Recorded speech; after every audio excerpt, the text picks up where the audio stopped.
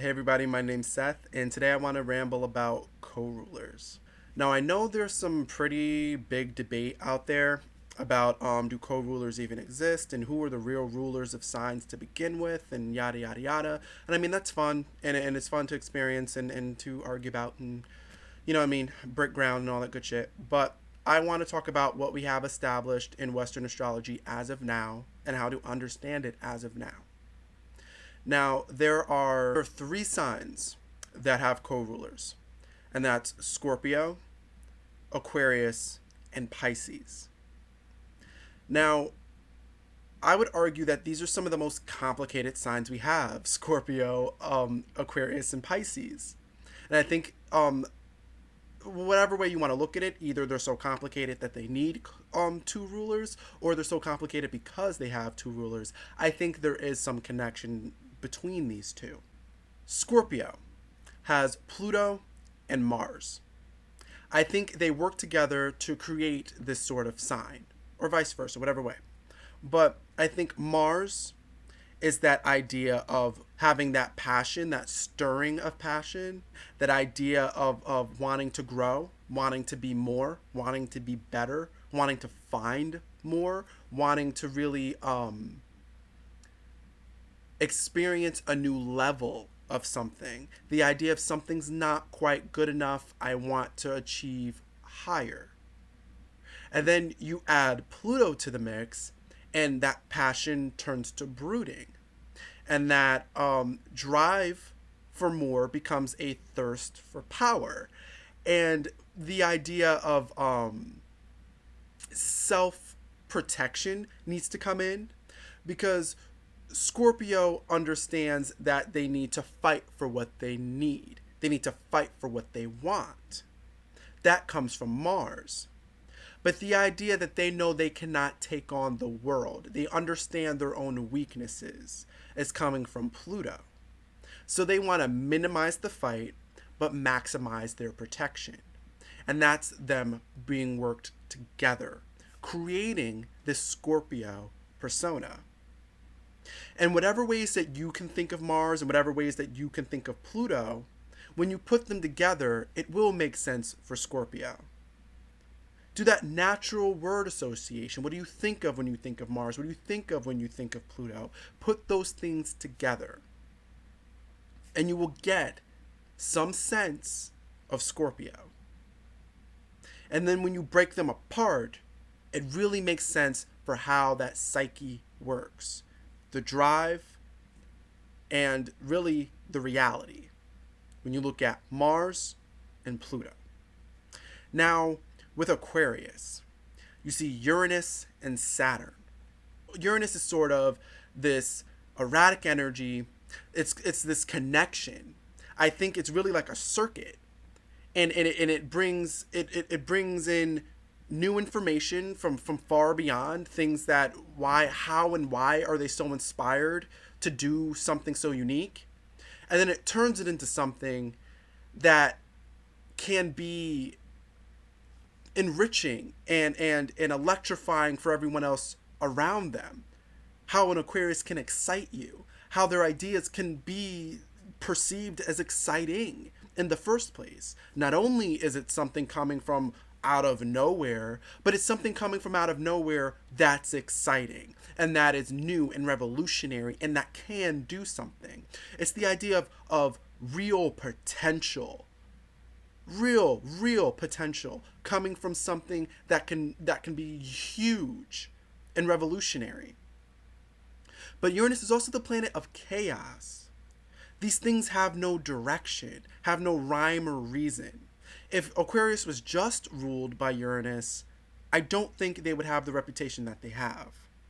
I think when Saturn comes into play, when these things that they're getting from beyond that are so exciting, that are so revolutionary, get filtered into something that can be actually utilized, be filtered into something that can work, it becomes not so much potential, but real. Not so much an idea, but a fact.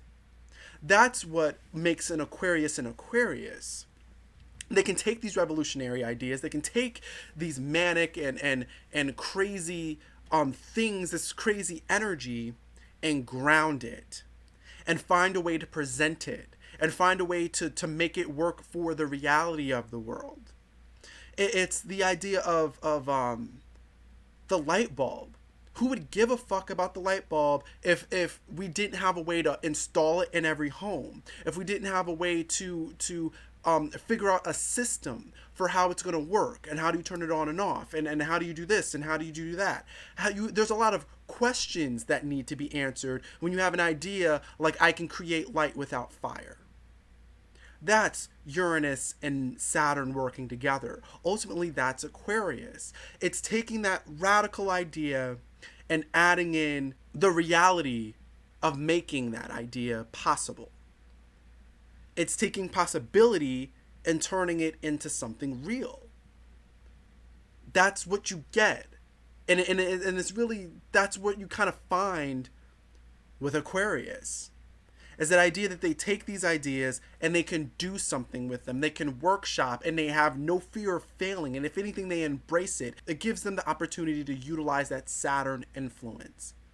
Because then they can make it better and better and improve and improve and improve. Where Uranus by itself would never drive them to do that. They wouldn't care. They would just keep ruining things, and it almost would become just chaos, just destruction, if Saturn wasn't that co-ruler. Then we look at Pisces, and you kind of see the idea of Neptune is just that it's this spiritual energy that no one can hold for themselves.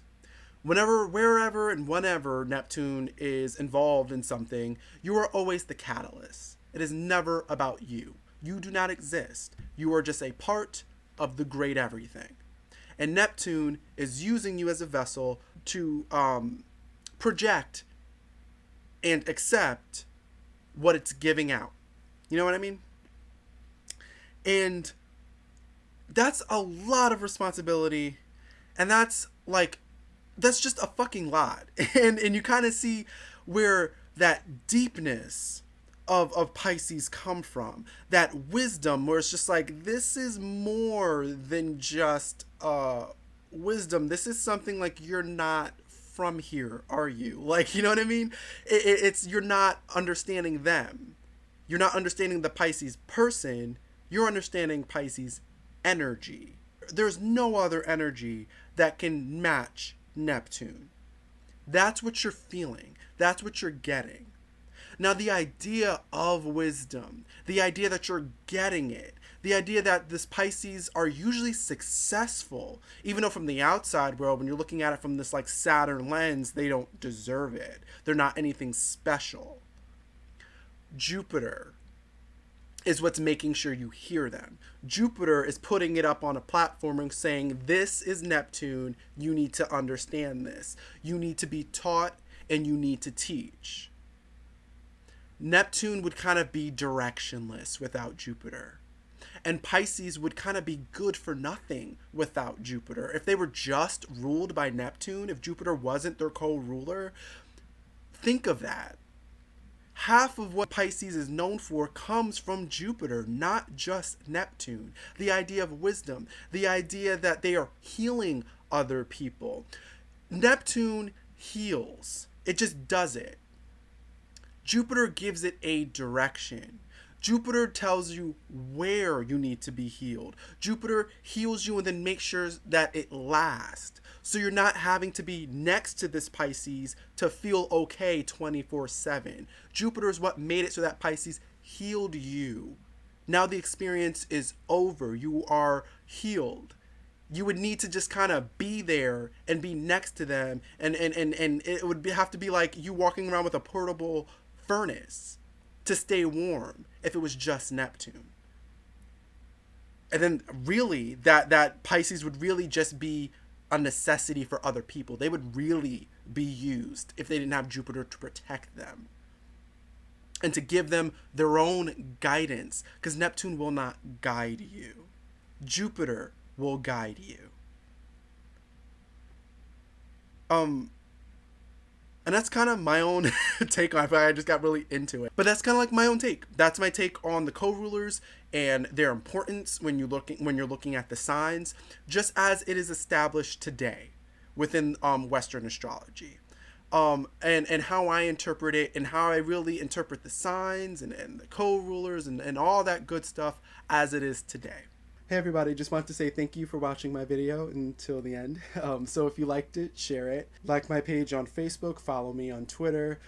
Check out my blog. I try to put some things up there that you won't necessarily find on YouTube, especially if you'd rather read what I have to say than listen to me ramble for hours.